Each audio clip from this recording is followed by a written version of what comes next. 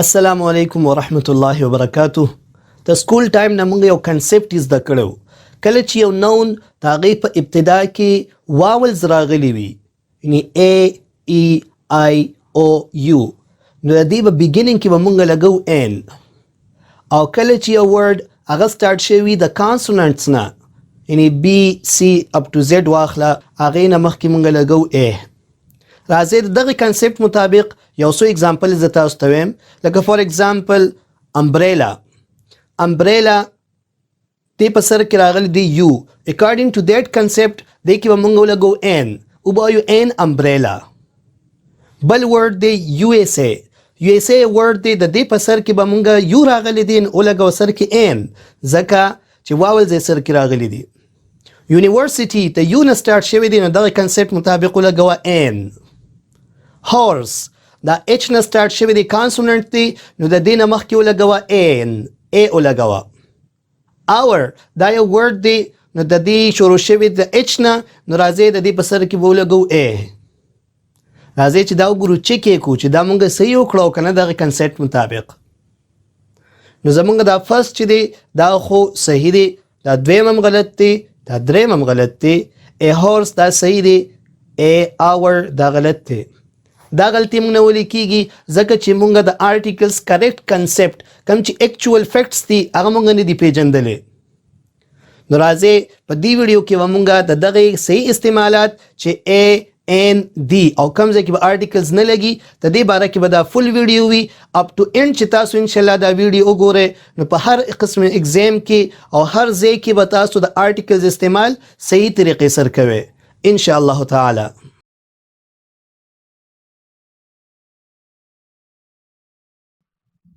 آرټیکلز A, N, D یو بل شی دی چې هغې ته زیرو آرټیکل وي، یعنی هغه ځای چې په هغې کې آرټیکلز نه یوز کیږي. د دې استعمال څنګه دی د دې باره کې خبره کوو.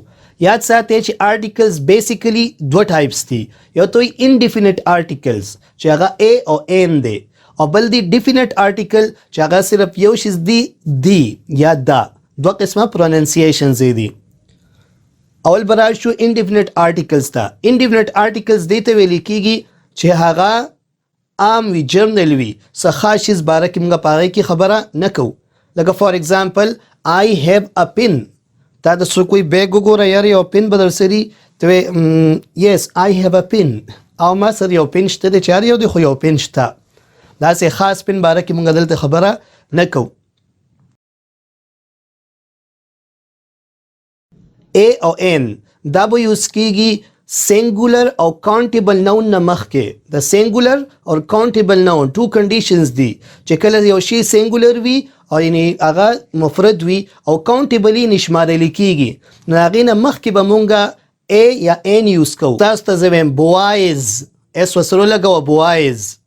آیا دې نه مخکې A یوز کیدی شي N یوز کیدی شي؟ نه، ځکه دا سینګولر نه دی.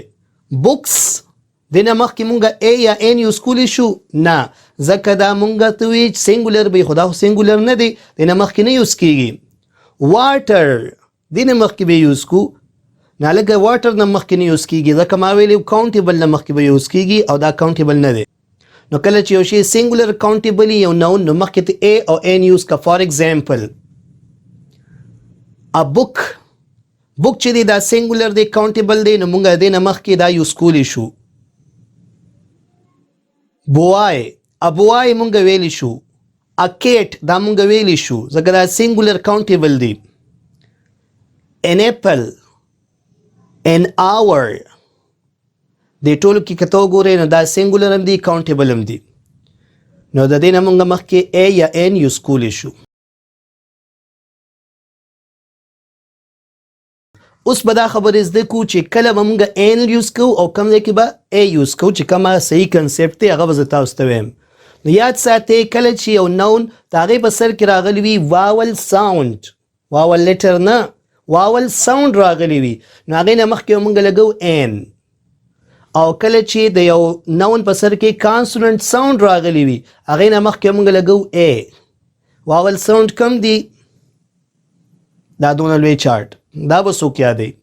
دا لر کې زه تاسو ته اسان ویم. خلاصه دا ده د دې ټول ساوندز خلاصه دا ده چې کله ته یو نون په سر کې ا ای او راغلي دای ته واولز وی او دا واول ساوندز دي ا ای او نو هغې نه مخکې به ولګو ان او که ا ای او نه علاوه بل څه اواز راغلی و نو هغې ته به کانسوننټ وي د هغې نه مخکې به مونږ لګو ا وګوره د اگزامپلز ته چې د دې کریکټ چې کوم مونږه کنسپټ یې زده کړه د هغې مطابق یې حل کړو فرست اگزامپل ته وګورئ he is dash ugly guy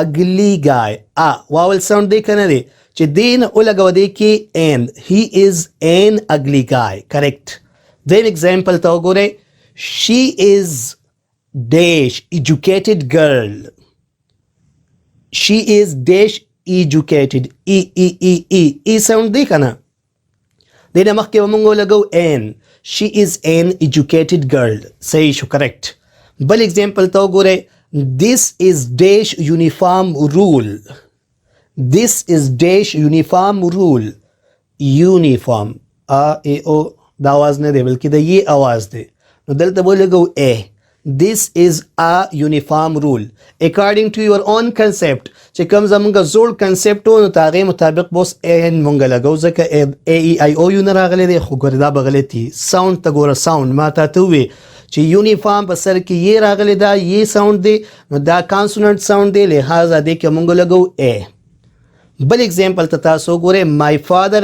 is dash MBBS doctor د زوړ کنسپټ مطابق خو ام دی کانسوننٹ دی لیټر کانسوننٹ دی لہذا ولګوه ا خدا به غلطي صحیح کنسپټ دا دی my father is an MBBS doctor ځکه ام ته ګوره ام ا ام سر کې پکې ا راځي تاسو ګوره څنګه لیکل کېږي ام سر کې پکې ا دی که نه د دې ته وجې نه مونږ وایو my father is an MBBS doctor دا هغه صحیح کنسپټ دی چې دې مطابق تاسو اگزامپلز حل کوئ نو ستاسو ته ا او د ان یوزیج به صحیح راشي